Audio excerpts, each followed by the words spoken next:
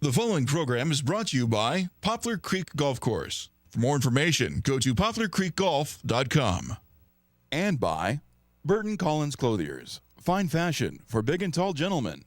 Visit them at burtoncollinsclothiers.com. Hi, everyone. I'm Mitch Jurisich, and welcome to Hooked on the Niners. And I am Bob Marks. And this week we'll take a look back at the 2008 season and look ahead to 2009. And it's great to have Bob back. And as always, to help us, we've got Dr. Stats, who has put together some stuff for this show. Mark Naismith, it's absolutely fabulous. And our credibility, sitting right down there at the end, is the former PR director of the Niners, Jerry Walker. We're going to have all that. We're going to talk about things good, things bad, and 2009 coming up on Hooked on the Niners.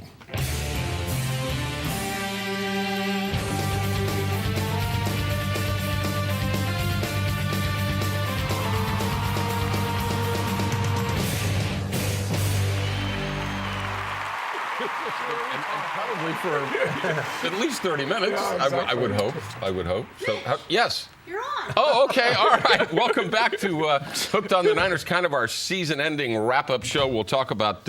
You can see we're ready for the offseason. Yes, we are. Hey, and it's good to have you back, man. Thank we missed you for a few It's weeks. good to be back. Nice Good and to be rested? back. Hey, I'm ready to go. I'm ready to play. You ready? Let's Okay. put All me right. in. All right. He was gone? Yeah. Oh, boy, it's... Walker won. That side of the boy. table's ahead. All right, let's talk a little bit about the Washington game, last game of the season. Great win for the Niners, to win it as they did with a last-second kick. And I guess, thank God for Joe Nedney, probably the steadiest Niner of the last 4 or 5 years. But what a nice win, huh? It was a nice win. And the last two, I think, the fact that they were able to come back the way they did, you began to see a team that was just coming together and that really believed in themselves. And in both games, they didn't panic and they were able to come back, and they were playing pretty good at the end of the year. Very good. And I think that's old hat for Joe Nedney. I think if you think back the last couple of seasons, we finished on a Joe Nedney kick. Yeah, and I'm starting to get the feeling about Joe Nedney like I used to with Ray Wersching in the day. Just so reliable, and having two guys like him and Andy Lee, in the special teams, that's huge. Yeah, arguably the best combo in the NFL, and I bet they might show up on the good list. They might show up on the good list. Before we get to that list, though, the one thing that I think we do have to bring up, and excuse me for interrupting you. It's a very compelling comment. Go ahead. No, I forgot it. Yeah, okay. All right, let's not bicker. Let's not bicker. I remember I think the big thing we've got to talk about is Singletary, the way they handled it at the end of the game, the press conference. They give him the job, basically hand him the pen. Obviously, it was done during the week, but announce it to the players so that the players and the fans don't have to worry. I think I read that somewhere on a really good website, hookedontheniners.com. But anyhow, it was great move. I'm not sure it was great drama. I think it was expected, but clearly the right thing to do. And with the 2 wins and signing him, team definitely on a high to leave the season and prepare for next year. What I liked about it, they show the press conferences up in the press box following home games, and I worked for the NFL that day, so I was doing paperwork and looking up and watching with no volume on, could see what's going on in the locker room, preparing for the press conference. And all of a sudden I see all the players cheering and hugging him, and I said, I think they just announced who the new coach is. Absolutely right. I think back to, I listened to him with, I think it was on with Ralph and Tom. This was on KNBR shortly after he got the job when he was having all kinds of problems and everything like that. And he sounded like an escape mental patient. He was so positive, and he was just, saying that I believe I can be the greatest coach in the NFL. And I'm listening to him and I'm thinking, this guy is delusional. Yeah. And yet, I think it's that kind of belief that made him a great player, and it's that kind of belief that had this team go 5-2 at the end, and a dramatic turnaround. I mean, it's easy to lose sight how different it was from when Nolan left and shortly after that. You've talked to a lot of escape mental patients. Unfortunately, I have. Okay. I can follow the logic. Escape mental patient, outstanding linebacker. Yeah, right. Head coach, escape mental patient. Yeah. Maybe. Absolutely. Well, let's get to the graphic that Mark prepared. Because of Jerry, who I have always looked at as our positive influence, we like to focus on the positive. And up there you see now a little graphic about the good things that happen.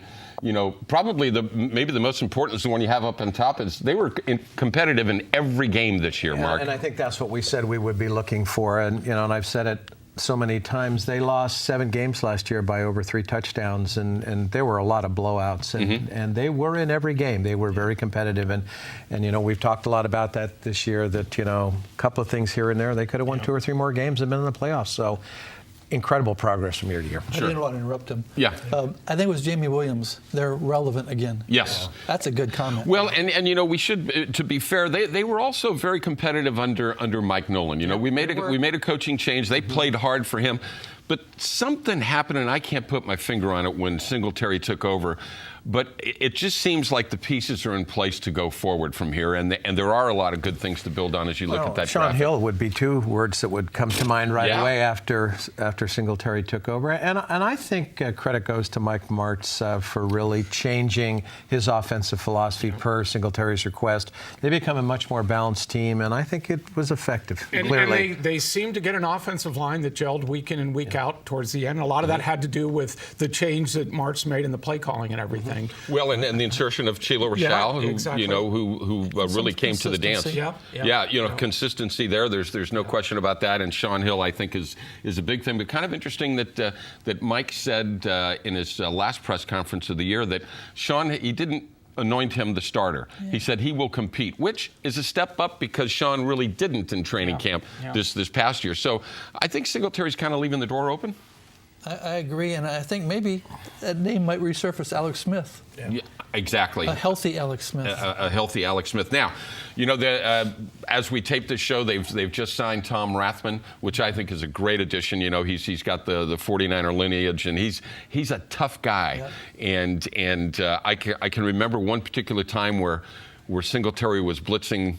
And Rathman picked him up for a very important play in Chicago, our first touchdown in that championship game. So, I mean, these two guys have hit heads. Now they're working together, and I think there's going to be a certain toughness that shrouds this team. I think so. And obviously, the big question is who's going to be the seventh offensive coordinator that they've had. It's. That's the part that you really wonder at this point where that's going to go. But it seems like Singletary has a pretty good idea the kind of offensive team he wants to see out there. Well, and here's another theory I've worked on. Okay, Alert the media. Having Rathman there now, Tom might not be ready to be an offensive coordinator, but if they bring one in and the guy bolts again, you've got your guy there in place, because I don't think Tom, and I don't know this for a fact, has aspirations to be a head coach. I just don't think that's in his makeup. I mean, he may. I have no inside knowledge, but I think that gives him a nice little safety valve there too. Yeah, absolutely. Excellent All right. hire. Listen, good stats up there. When we come back, we're going to talk about not things that are bad, but as you know, with the positive focus of Jerry, we like to say things we probably need to work on. Probably some things on this set too. When we come back on Hooked on the Niners. On that side of the table. On that side.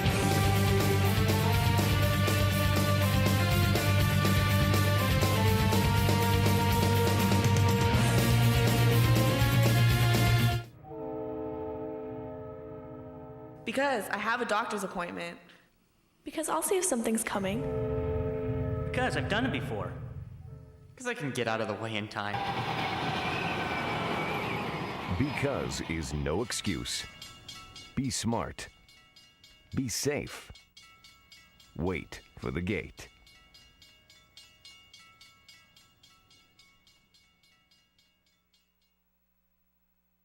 I'm Mark Simon. I'm Bob Marks. It's our favorite spectator sport. The day of reckoning is fast approaching. We're just going to shoot the bull. Join Mark Simon and Bob Marks each week on The Game as they cover the Bay Area's top stories, bringing you in-depth analysis on politics, business, and sports. Don't sit on the sidelines. Get into the game. Sundays at 6:30 p.m. right here on Peninsula TV. Emmy Award-winning Peninsula TV provides a large multifunctional TV studio and video production facility, state-of-the-art equipment, and affordable prices. Let our professional staff and crew produce your company or organization's next video, or create your own TV series and air it on one of the Bay Area's largest community cable channels. Contact Peninsula TV at pentv.tv or call 650-637-1936.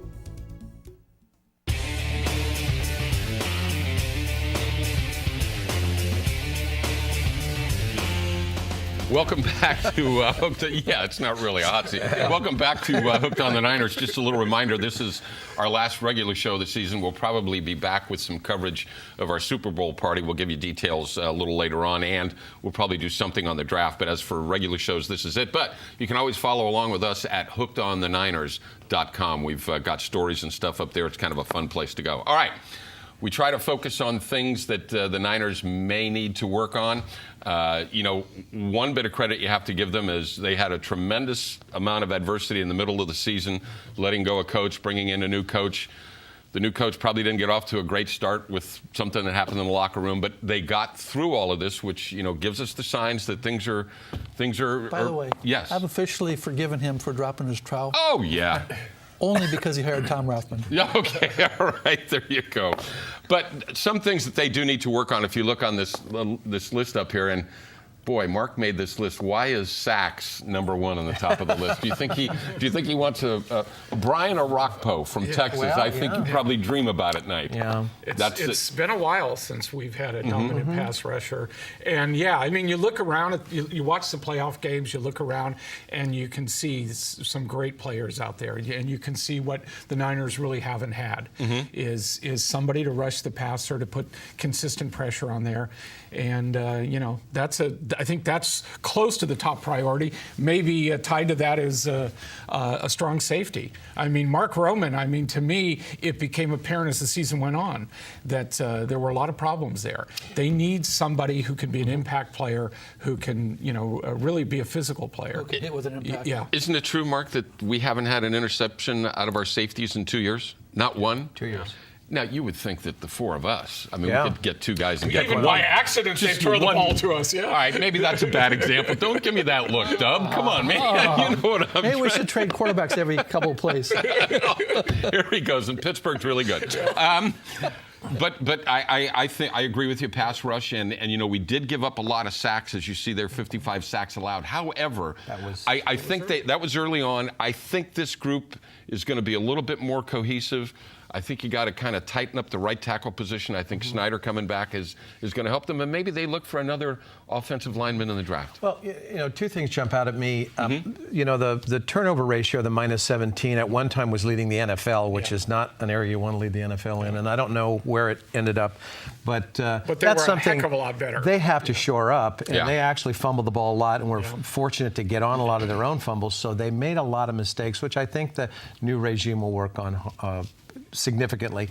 The other issue to me is the draft. I don't think this team has drafted well in the last many years. If you kind of look back at their high picks, there's just been a handful that have been really good, and I think that they really need to build this team through the draft, especially on defense.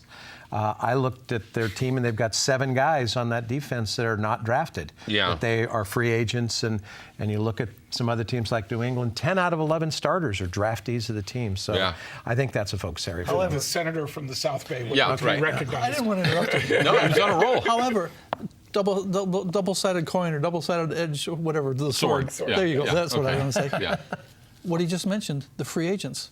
They may not have done well in the draft a few years, but the free agents have been pretty impressive. Right, and as we've said here for many shows now, and it's probably getting too old, a lot of people, pick on Dr. York, that he doesn't spend money. He has spent some big coin on guys like Justin Smith and Jonas Jennings and Nate Clements. And so they've spent the money, and which now brings us to the new triumvirate. If we have Jed York, who's in charge, who seems like a delightful guy, and hopefully we'll get him on the show next year. And you've got McLuhan now, who is clearly, I think, going to be in charge of the draft, although it is said that he and Singletary will discuss things. But you've got a nice triumvirate there now, which I don't know that it's Eddie, Bill, and whoever, and John McVay, but we got to give him a shot. Yeah. And I think that's a big change, because I think McLuhan's going to stay, and probably halfway through the season, we didn't think he would. And so, but I think he deserves another year. He and Singletary seem to have a pretty good relationship. Singletary went out of his way to say that McLuhan had, was his decision to draft Patrick Willis, things like that. So I think that's, remember going into last season, there were a lot of questions about all of the personalities and things. And a lot of things I think this year are clearer. And this 7-9 team is a lot better than the last 7-9 team that we had that we were so excited about. And pretty easily could have been 9-7. Exactly. I mean, the Miami game, the Arizona game. This team basically could have been in the playoffs. I think at the end of the year they were a playoff team. I mean, they finished 5-2. They were a playoff team. No, really, exactly. Yeah. Now, we have to ask the question, and we always, reference this by saying this is the we never played or coached approach. Dub played a little high school or golf, but I mean, now we're sitting on our couch with a clicker. But did the wide receivers show us, specifically Josh Morgan and Jason Hill, did they show us that that's not a real big need area? Yes and no.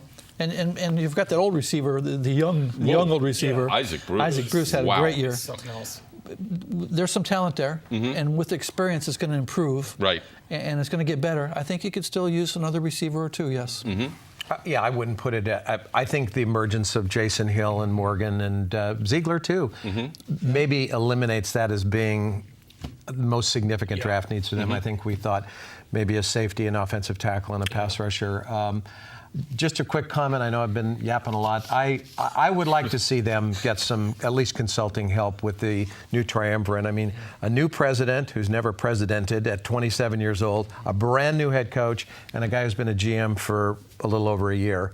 That is not a power team, in my opinion. They have potential, perhaps, but I hope that they can use some people that are savvy. Maybe that is a guy like Holmgren on a consulting basis. But I'm not entirely convinced that this is a team that has got the experience and skill to make that significant move forward. But I'd like to be wrong, but And I guess my feeling, at the end of the season was that Holmgren clearly wants to sit out a year. Yeah. And so maybe the thinking there is, let's see how this group does this coming year. And then, we're in a position where we can bring Holmgren in and do it if we need to.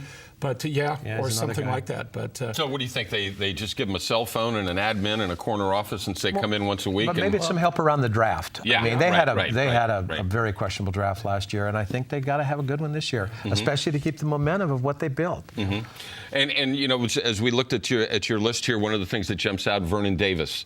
There's one of those high draft picks that he had less than 2 catches a game by your statistics up there, and if you're going to pay that guy that kind of money, we got to start to take advantage of players like that. That's always the hook. If a guy's going to come in with that kind of baggage, the money, the top draft choice, you got to perform. Okay. Had he been a free agent or undrafted player, we'd be thrilled with him. Right. Yeah. And I don't want to make excuses for him, but one of the things we said when Marks came in was how a tight end has never really been part of his kind of offense. Right. So with the kind of offense Singletary's talking about, a tight end becomes a lot more of a fundamental part. Whether he's up to it, we'll see.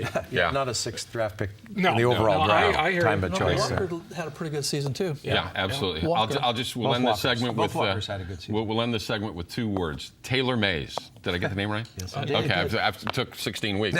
Taylor Mays, USC. That's the guy we want to bring in here. All right, we're going to bring in Joe Lenore from the Niner Empire. We're going to talk a little bit about Super Bowl party, and we'll talk 2009 Niners when we come back.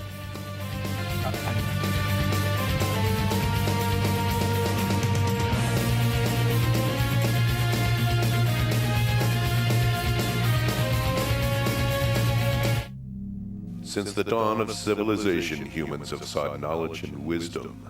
The quest to answer the mystery of life is carried on for thousands of years. But you can learn all the answers easily. Just watch these amazing high school students on Bay Area Quiz Kids. Each week, 2 teams from across the Bay Area compete for an incredible grand prize. Watch Bay Area Quiz Kids each Saturday at 2 p.m. on KRON.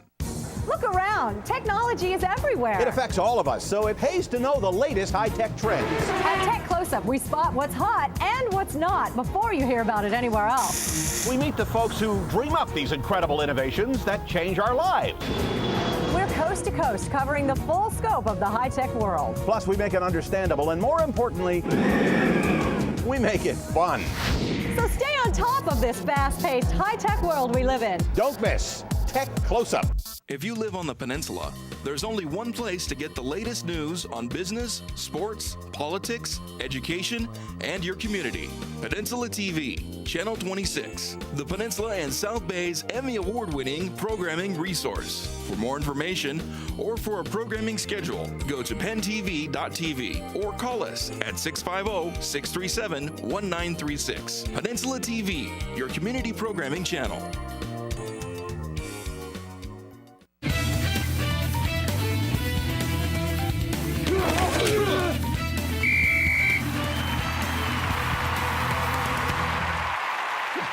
Welcome back to the show.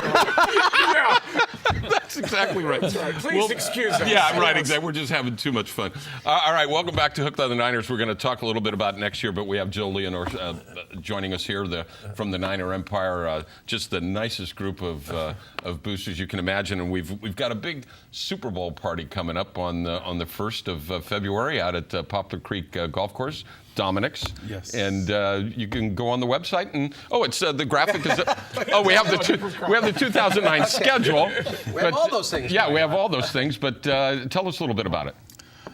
Super Bowl Sunday, we have pretty much Z-Bop is performing. They're considered the #1 Santana tribute band per Santana management. We have a silent auction by Mr. Walker over here. There you go. I'm coming back from Las Vegas to do that. There you go. Yes, very much appreciated too. Okay. We have our raffle prizes. Sure. We have a heavy hors d'oeuvres buffet. Yep. And we're going to have a lot of fun. Just a lot of, and it's a real family event. Yeah, and, absolutely. I think, and just Niner fans, not even just Niner fans, but football fans in general coming together and having fun on the Super Bowl. And folks can go to hookedontheniners.com and find out how to get tickets for this. It's not a big tariff, and I think you'll enjoy it. We're going to have a little forum there with some experts talking. I think. And it will be at? It will be at Poplar Creek Dominic's Restaurant on the 1st. And so all the details are there on the website, so go see that. We'll actually try to televise some of that, will we not? Okay. I think we will. I've got Joe's phone number if you want me to. Yeah, to give it out over the air. All right, let's talk about next year. We've got the schedule up, I think, and you take a look at this. Now, schedules are always such that you look at them and you say, oh, that looks like an easy game. Well, that'll be tough. But it always kind of changes during the year. What are your thoughts, guys, as you look at that schedule? 9-7, 10-6. 9-7, 10-6. It doesn't look as bad as this past year's schedule looked when we looked at it and the way it played out. But yeah, you never know. Obviously, some of the away games there are a little bit scary. Yeah, I always look at this. I focus on the away games. When are you going to be in Green Bay? When are you going to be in Philadelphia? I don't want to see that in December. 3 years in a row for Philadelphia too. Yeah, I think it is. How did that happen? It was Buffalo in December this year, though. Yeah, it was in Buffalo. No but problem. I've never, figuring out how they do the schedule is kind of like the quarterback rating system. That requires some letters after your name, like a P, an H, and a D. There's a formula. Yeah? Dick Maxwell used to be in charge of it, and he's retired now because of it, I think. Would you like the rest of the show to explain it to our viewers how this we thing works? need the next few shows. Okay, exactly. We do have Detroit coming back, so bless their hearts. That's a good sign. Bless their heart. And I'd like to have them first game of the season, get them to 0-17. I don't want them to get warmed up. That's it. Pretty tough schedule there. Yeah, it's Terry's laughing at me. No, I couldn't get that out. No, it was the impact of the point. Yeah, absolutely right. No, it's a good schedule. It's a good schedule for home games because you got some teams you want to see. Sure. You want to see play. And I'm not sure I want to see Tennessee in here. Well, it's always good to see a team like that. Yeah, okay. Yeah, I'd like Chicago. to see them on the downside of the scoreboard, though. No, it's a good schedule, and we'll see the order when it comes out later this year. All right, let's go around the league a little bit and talk about the playoffs that are coming up. We've got some big games coming up this weekend. The one that intrigues me the most is Baltimore and Tennessee. Baltimore seems to be the team that is pulling the New York Giants from last year. Peaking at the right time with a rookie quarterback. Yeah. What are those odds? It shows you the value of a great defense, and it's maybe the kind of team that Mike Singletary envisions here in San Francisco, which is a little disconcerting to me a little bit given the history and tradition here. But yeah, I think they're playing well. San Diego is also a team that's playing better, towards the stage. 4-8 at one point, Yeah. looking like Norv Turner would get fired and maybe come back here as the offensive coordinator. I don't think that's going to happen now.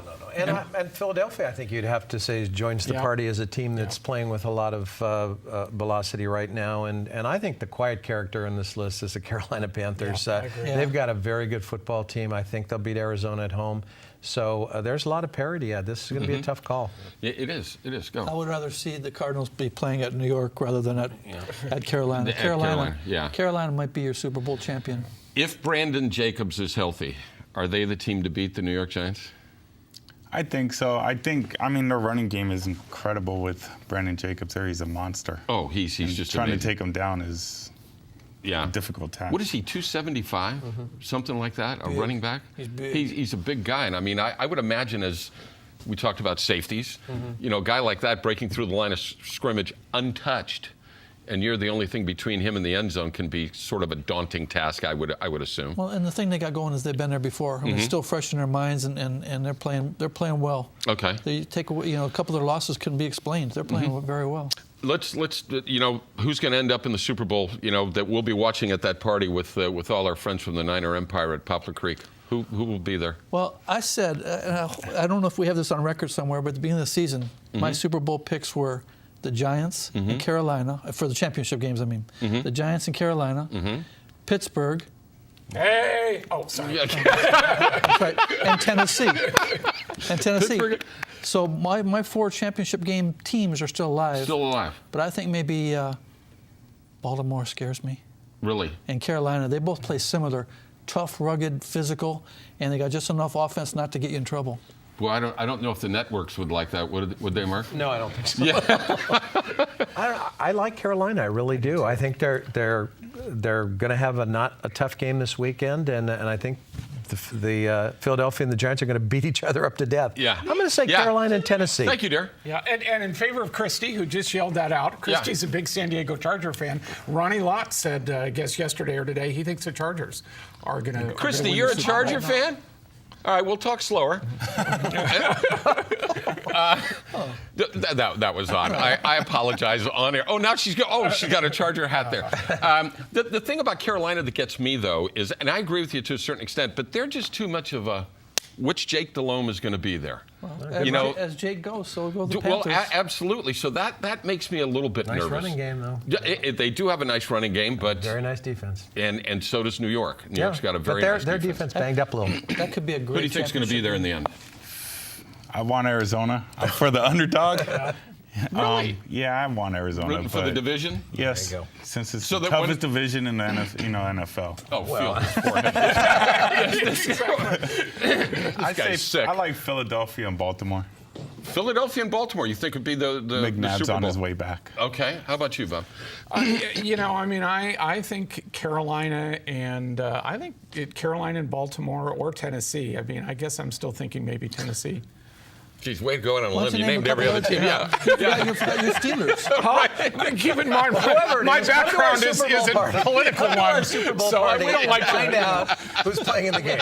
That's exactly right. I like Tennessee and New York. I think New York's the class of the league.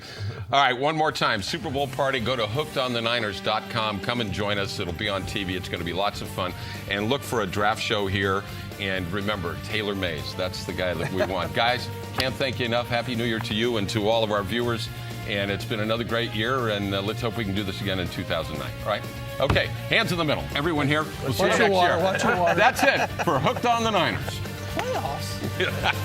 Playoffs.